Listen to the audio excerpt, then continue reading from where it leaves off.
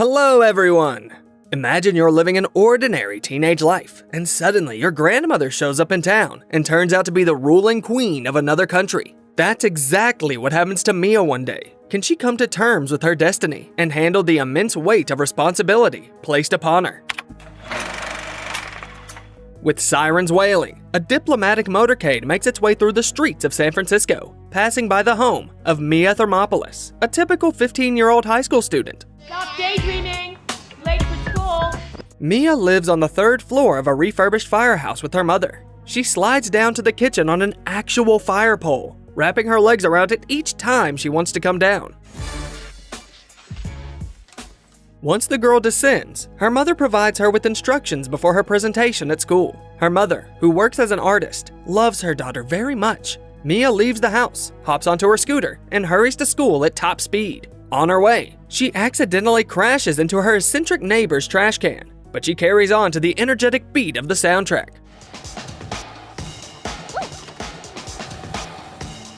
Halfway through the ride, the girl meets up with her friend Lily, crosses the road right in front of the motorcade from the beginning, and makes her way to the school. Just outside the entrance of a private school, a group of cheerleaders practice their routine, with handsome Josh Bryant showing off near them. Mia goes unnoticed by everyone. Even the vice principal doesn't remember her name. Mia meets Lily near the lockers and complains to her friend that someone accidentally sat on her again and didn't even notice it. While the friends are chatting, Josh shows up nearby, flirting with his girlfriend. Mia daydreams and pictures herself being in her place.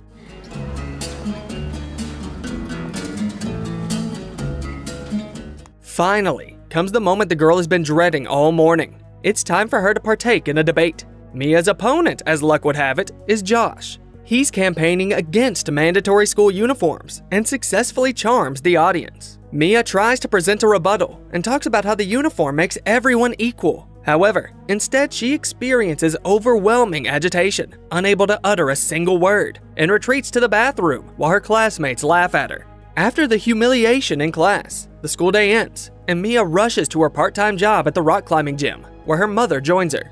Mia's mom comforts her and informs her that Mia's last living grandmother has shown up in town and is now eager to meet Mia for a cup of tea.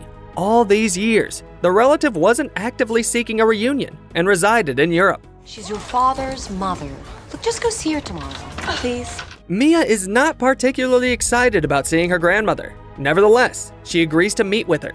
In music class, Mia is once again blending into the background. She half-heartedly beats a drum while her peers dance and have fun. The teacher interrupts this commotion, organizing the students in front of her and seating a boy at the piano to practice a song. During the rehearsal, the boy gives Mia meaningful looks. Inside the house, the girl is greeted by her grandmother's servant, who refers to her as Miss Thermopolis and politely asks her to wait. Please, make yourself comfortable.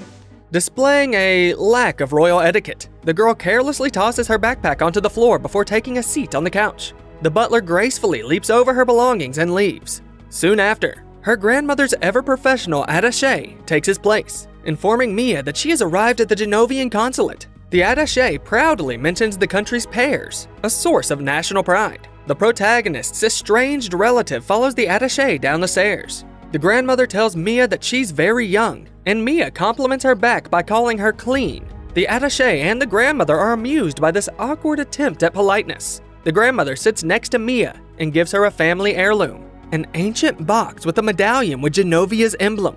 Being naturally clumsy, Mia nearly drops the gift as soon as it lands in her hands, and then clumsily attempts to put it in her backpack. After that, Mia puts the medallion around her neck, and the grandmother tells her she's about to hear some important news which will change her life forever. It's even more important than getting braces. The attaché calls everyone to gather in the garden for tea. However, Mia's lack of grace becomes apparent as she clumsily bangs the spoon and stirs the sugar so loud that the sounds echo throughout Genovia itself. The servants and grandmother are left bewildered by her manners. The grandmother tells Mia that her late father, long estranged from the family, was the crown prince of their small country. Mia cannot believe her ears and tells her grandmother to shut up. At first, the latter doesn't understand what her granddaughter means, but then one of the servants explains to her that she is simply shocked by this news.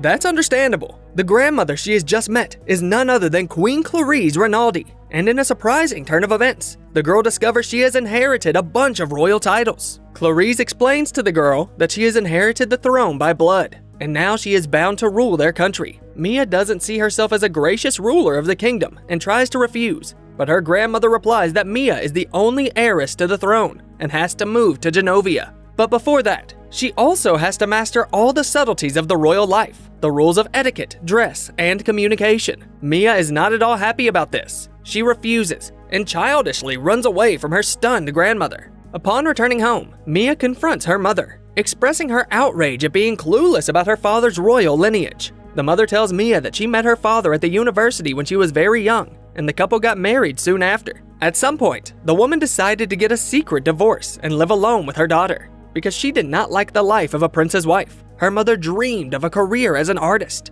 Still feeling hurt, Mia retreats to her room, which she has now bestowed with a new name. Where are you going? I'm going to straighten up the royal bedchamber. Mia's mother follows her and explains to her that her father and grandmother have agreed to stay away from her not to ruin her normal childhood with royal business. The plan was to reveal the truth about Mia's origins on her 18th birthday, but sadly, her father's early demise completely derailed those plans. The next morning, a limousine pulls up to the Thermopolis house. Mia's mother and grandmother meet in the kitchen. Clarice acts somewhat squeamish and is reluctant to recall her son's life with the woman. She notes that if Mia doesn't assume the throne as she is supposed to, Genovia will have to change its state system, so the matter is quite serious. The fate of an entire country depends on the girl, who is currently playing peekaboo with her cat, Fat Louie, on the top floor.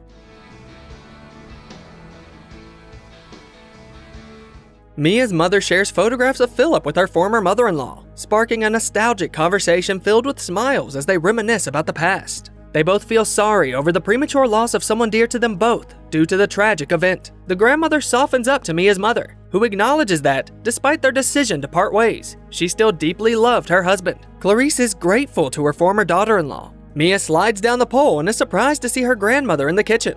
She says it's a nightmare and tries to leave, but the women convince her to stay and listen to them. Before the upcoming royal ball, the teenager needs to learn the basics of the monarch's life and decide if she is willing to one day assume the throne. The girl tries to evade the issue, but then agrees to give it a shot anyway. Mia goes outside with her grandmother and tells her that she dreams of rebuilding an old Mustang. Clarice replies that she is used to raising Mustangs on the prairie, but is willing to donate money to fix her granddaughter's car. After meeting the strange neighbor, the two get into the limousine parked nearby. The grandmother introduces the girl to her driver, Joseph. He drives his new ward to school while Mia entertains herself by touching all the buttons and parts in the interior. The driver asks to simply call him Joe. On her way to school, the young princess meets Lily. The girls are dropped off near the building, where the cheerleading squad is rehearsing again. To her dismay, the young princess is subjected to teasing from her peers, who recall how she lost the debate and ran away. Mia, her classmates, and her friend Michael play baseball on a field under the coach's supervision. Mia accidentally throws the ball at the coach and gets another round of taunts. Following their school day, Lily and Mia dash towards the car service, where their friend's band is practicing, and where Michael, one of Mia's friends and a band member, is working on fixing her Mustang. There are Skittles scattered all over the keyboard keys. Michael casually strolls over to Mia. Together with the service owner, they tell Mia it would cost her $400 to fix the old car. Michael kindly agrees to provide some of the services free of charge, prompting Mia to thank them before leaving to talk with her grandmother. The car service owner playfully teases Michael about his affection for Mia. At the meeting, the queen examines Mia from all angles and decides she needs a transformation. The grandmother is not happy with her daughter's appearance, her socks and shoes, her posture, her manners. Clarice begins to teach the girl the ways of the upper class.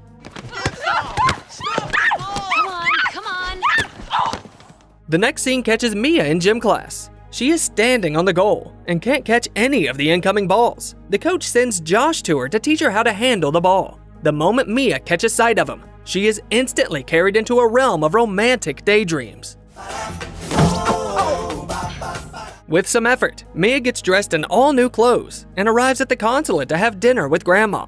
To improve her posture, she is tied to a chair with a scarf in the right position. Struggling with the scarf, Mia learns some etiquette, and then Grandma teaches Mia how to dance. Fast.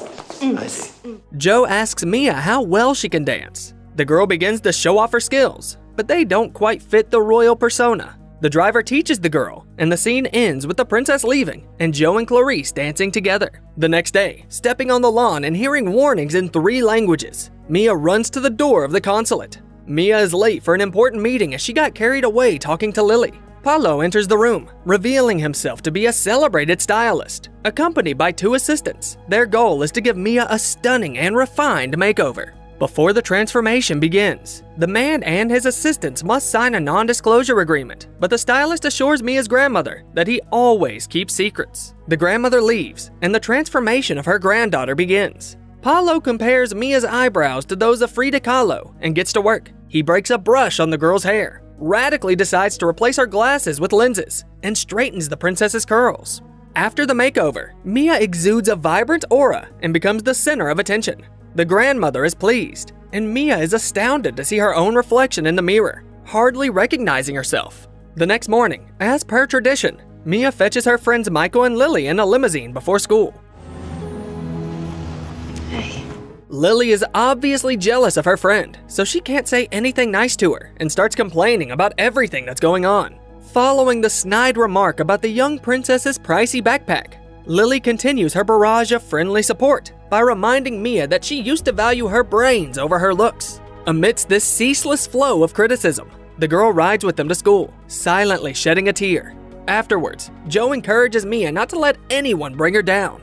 Mia hides her new hairstyle under a hat and asks Lily to finally stop being so critical. Michael supports her, but quickly leaves. The friends get into an argument. Lily accuses the princess of hiding something from her and blackmails her by threatening to end their friendship. Mia's grandmother asks the girl not to reveal the details of her status before the ball, so that the press doesn't learn the story before the official announcement. Breaking her word, Mia spills everything to Lily, but asks her not to tell anyone else. She agrees, and the girls go to class. In the evening, Clarice and the attaché walk in the garden, and Clarice points out that there are not enough fountains there. At this point, Mia catches up with them with the book. Clarice gives her some more classic novels to read, and continues with the young royalty boot camp. This time, she teaches her granddaughter how to wave properly from the car. And so you wave to them and acknowledge them gracefully. Hello. No, not quite so big, because of course it's very, very exhausting after a while. On the way to school the next day, Michael invites Mia to his band rehearsal this coming Saturday. He tells her that new parts have arrived for the young princess's car. The boy offers to install them and suggests spending some time together, but he awkwardly clarifies that it's not a date. Just then, Lily catches up with the couple. As they reach the school entrance, they are unexpectedly swarmed by reporters. Someone has leaked information about the young princess's identity to the press, and Mia suspects Lily. In the vice principal's office, the girl is shown the headlines featuring her name and true identity, prompting the head teacher to summon her grandmother to the school. Amidst a flurry of camera flashes, Clarice steps into the vice principal's office, with Paulo following closely behind. It's revealed that it was Paulo, driven by his vanity, who disclosed Mia's secret, as admitted by the stylist himself. Clarice and Mia are left alone with her mother. Mia promises to give the proposal to become a princess another thought, with a news report in the background about the newly discovered successor to the Genovia title, who resides in a converted firehouse with her artist mother. Joe tosses a ball into the hoop. Outside, rain is drizzling, leaving the school playground damp and dripping. Mia sits nearby, looking into the distance with a sense of melancholy. Suddenly, Lily rushes over and begins recounting how popular Mia has become and how challenging it truly is to assume the role of a monarch. Mia asks Lily to pause and agrees to participate in her school TV program on ecology and give an interview. Mia calls Joe up and says she doesn't want to become a princess, but truly only wants to finish school and live like everyone else. The driver remarks that no one can escape themselves. He says that Clarice is going to invite her to a formal reception to practice her freshly acquired etiquette skills. At the dinner, Mia meets the Prime Minister's family and other guests. Everyone examines the girl with genuine interest. At the reception, she learns that the royal family has rivals from the inner circle who can't wait to seize the power. Over the meal, everyone discusses the famous Genovian pears. Clarice tries to get a response from her Asian colleague, and the guests engage in small talk. However, things don't go very smoothly for the young princess. She first accidentally sets fire to her tablemate's sleeve, and then eats cold ice cream too quickly and can't contain her reaction. The Prime Minister, his wife, and the Queen herself try to defuse the situation, but the dinner is still not going too well.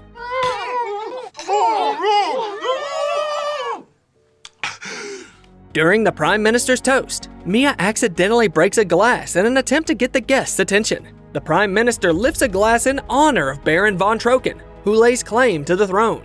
In a discreet and gracious manner, the Prime Minister conveys his wish for the politician to remain in his current role and not seek higher positions. The famous Genovian fruit dessert is brought in. Mia tries to handle it, but drops half the plate's contents on the floor. As she gets under the table, the waiter stumbles over her and spills water. Then the plate of food flies into the wall. The Queen becomes upset while observing what's happening. However, her Asian colleague finally breaks into a smile for the first time that evening when he discovers a bunch of grapes flying onto his plate. His infectious laughter fills the room, and the entire table joins in. Mia shyly crawls under the tablecloth. Later, while lying in bed at night, she apologizes to her deceased father for the ruined evening. The next day, she and her grandmother discuss what happened while watering the flowers. Clarice reassures Mia by telling her that she accidentally dropped the armor on her first appointment and the spear got stuck in the pig on the table. Clarice decides to cancel all the girls' lessons and just have fun with her. The ladies jump in Mia's Mustang and drive towards San Francisco. Oh, got it! Give me 5. Oh. After a full day of fun, Clarice and her granddaughter decide to have a heart-to-heart talk. Mia asks if her father wanted to be a prince. Clarice replies that he did want to, but he almost gave up the title 15 years ago to stay with Mia's mother. He truly loved his family, but he made the difficult decision not to abandon his country for a personal relationship and chose to be a monarch. It was the hardest decision of his life. On their way back to the consulate, Mia and her grandmother encounter several uphill stretches. The soon-to-be princess isn't an experienced driver, which makes their ride challenging. Eventually, she loses control and pulls back down the slope, colliding with a streetcar. Initially, the policeman and the streetcar driver intend to reprimand the violators. However, to the surprise of the onlookers, Clarice knights them using a car part and points out that the streetcar remains undamaged. They are then transported to the consulate in the police car, contrary to the original plan of taking Mia to the police station. Through the patrol car window, the grandmother gracefully demonstrates her ability to wave at people. The following morning, Mia arrives at school, where she's already treated like a superstar. People eagerly ask her for an autograph, take pictures with her, claim to be her friends, and try to win her favor in every way possible. Meanwhile, reporters gather outside the school, closely monitoring the unfolding events. During the break, Josh finally turns his attention to the girl and flirts with her. He tells her that he broke up with his girlfriend and would now like to invite Mia to a beach party on Saturday. She eagerly agrees and tells her friend Michael all about it. Because of the party, she can't stop by the car service to listen to his band and spend time with him. Mia gets ready for the party and is really looking forward to the first kiss she expects to get from Josh Bryant. Her mother makes a reasonable point that the guy hasn't paid attention to her daughter before, but Mia's daydreaming again. You know, in old films, whenever a girl gets seriously kissed, her foot would just kind of pop. Everyone is having a great time at the beach, and Josh, like a real yachtsman, tells Mia about the big boats. However, with all this excitement, the young princess forgets about Lily's show, which she wanted to attend in support of sea otters. At the end of the evening, the paparazzi arrive at the beach, and Mia and Josh hastily hide from them in an inconspicuous tackle house. Despite his best efforts, the guy struggles to turn the situation into a romantic one. The setting is just too unsuitable. After the paparazzi helicopter departs, he takes Mia outside. On the porch, a large swarm of journalists awaits the couple, and Josh ostentatiously presents himself as the princess's boyfriend, intentionally kissing her on the lips in front of dozens of cameras. In response, he gets slapped with a flip-flop. Mia feels embarrassed and hastily leaves. She tries to find the locker room at the beach and meets her classmates. They used to constantly bully Mia, but now they seem friendly. They give the girl clothes and promise to stand guard at the changing tent. Instead, they wait for the journalist to show up and tear down the light walls. The girl ends up in front of the crowd in a state of undress. Over here! In the evening, Mia finds solace in her mother's embrace, shedding tears and worrying about everything that transpired. The following morning, her grandmother reads the headlines and scolds her granddaughter, suggesting that perhaps Mia made the right decision in relinquishing the throne. However, she extends an invitation for Mia to attend the ball and bring her friends. It is at the ball where Mia's formal abdication will be announced. Joe tries to convince the queen that Mia is not to blame for what happened, emphasizing that the boys simply took advantage of her and her fake friends acted out of envy. He highlights the fact that the princess, despite being only 15, had the courage to face Clarice and accept all the criticism. By the end of their conversation, the Queen and her driver agree that Mia is capable of handling the responsibility bestowed upon her. The princess is mocked at school because of what happened at the party, and Lily accuses her of forgetting to come to the show. She says that the princess has hurt Michael, who happens to be her brother, and that she has neglected their friendship and hasn't been very nice lately. Mia and Lily argue for a long time, but in the end they make up. Mia invites Lily to the ball. In gym class, they play softball, at which the princess didn't exactly excel in the past, to say the least. However, this time she emerges triumphant and sends a ball flying straight into Josh's stomach. Safe! And you pass. That evening, Michael stops by Mia's house. She thanks him for the Mustang, apologizes for ditching him on Saturday, and invites him to attend the Genovia Independence Day ball with her. The guy declines, seemingly never getting over his resentment. In the afternoon at school, Mia wears a hat once again, sitting next to her friend Jeremy, as they become the target of mockery from the cheerleading team. This same team had previously embarrassed the princess in front of journalists. While the guy remains unfazed by the taunting, Mia decides to teach the main instigator a lesson by smearing ice cream all over the top of her pristine white uniform. Finally, Mia says that one can get smarter, but it's not possible to stop being a jerk. Lily and everyone around her, including the vice principal, laugh and tell Lana to wash her uniform. On the day of the ball, Grandma gives her granddaughter a diary left by her father. Mia's birthday is a week away, but her grandmother wants to give the diary to her in person before she leaves for her homeland. She says the medallion she gave her earlier is the key to the lock on the diary, and she plans to leave the day after tomorrow. Clarice apologizes for her harsh words after the beach party and says that Mia will make a great princess. The granddaughter replies that she is afraid of letting her people and the Queen down. Outside, Mia's neighbor tells Joe about his writing. It turns out that he writes soap operas and compares the driver to the spy in his work. Joe replies that he is not a spy. The writer doesn't believe him and suspiciously examines Joe.